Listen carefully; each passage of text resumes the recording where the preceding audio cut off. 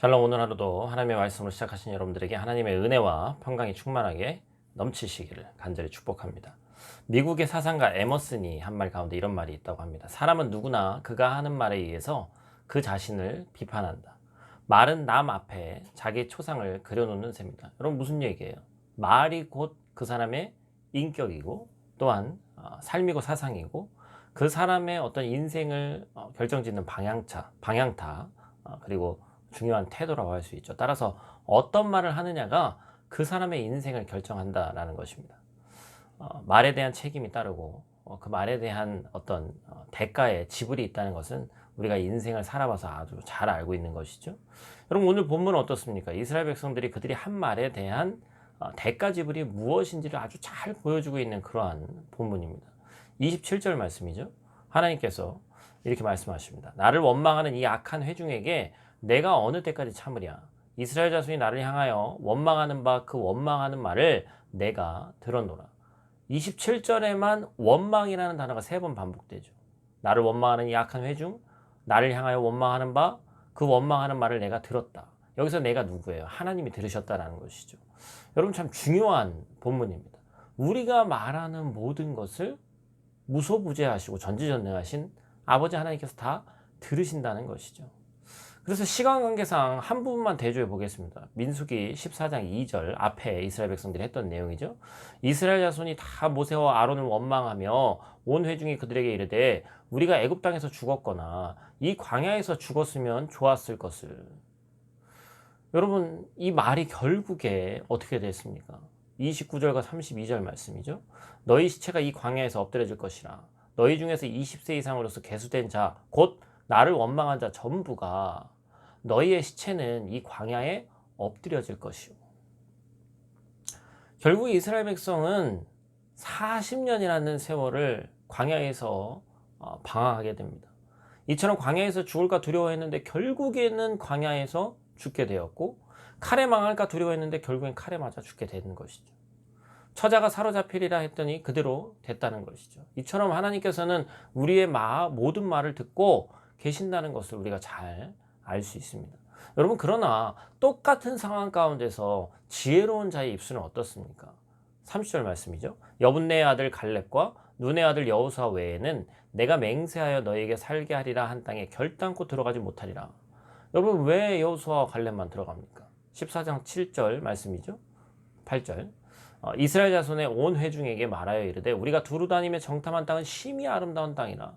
여호와께서 우리를 기뻐하시면 우리를 그 땅으로 인도하여 들이시고 그 땅을 우리에게 주시리라. 이는 과연 젖과 꿀이 흐르는 땅이니라. 우리가 이번 주에 계속해서 봤던 본문입니다. 10명의 정탐꾼이 부정적인 그런 메시지를 계속해서 던지고 있어서 그 악한 기운은 참 쉽사리 모든 사람들에게 그 군중 심리를 파고드는 것이 있는데, 여러분, 이 두 사람 여호수아와 갈렙은 하나님께서 한 가지 전제 조건을 달죠. 기뻐만 하시면 그 땅은 아무것도 아니라는 거예요. 믿음으로 나아가는 겁니다. 말이 다른 것이죠. 왜 여호수아와 갈렙만 가나안 땅에 들어가게 됐습니까? 바로 하나님께서 그들이 하신 말을 들었기 때문입니다. 입술로 뱉는 말씀이 얼마나 중요한지를 우리에게 보여주는 말씀이죠.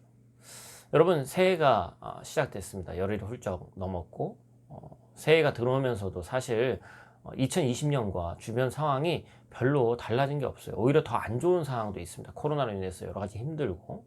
여러분, 생각은 누구나 할 수 있지만 그 생각하는 것이 또 입술로 나오는 것이지만, 여러분, 한 해를 시작하면서 여러분, 그리스도인은 말에 주권이 있고 능력이 있습니다. 왜냐하면 우리가 하나님의 자녀이기 때문에 그렇습니다.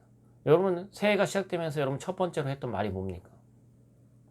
잘 될 것 같지 않은 상황 가운데서도 세상에서도 긍정의 힘으로 세상을 이겨나간다, 그렇게 얘기를 하는데, 여러분, 우리가 하는 모든 말을 하나님께서 들으신다는 사실을 잊지 마시길 바랍니다. 하나님 앞에서 그리스도인 된 하나님의 자녀된 우리는 긍정의 말을, 또한 된다라는 말을, 살리는 말을, 우리가 회복시킬 수 있다는 말을 뱉어야 됩니다.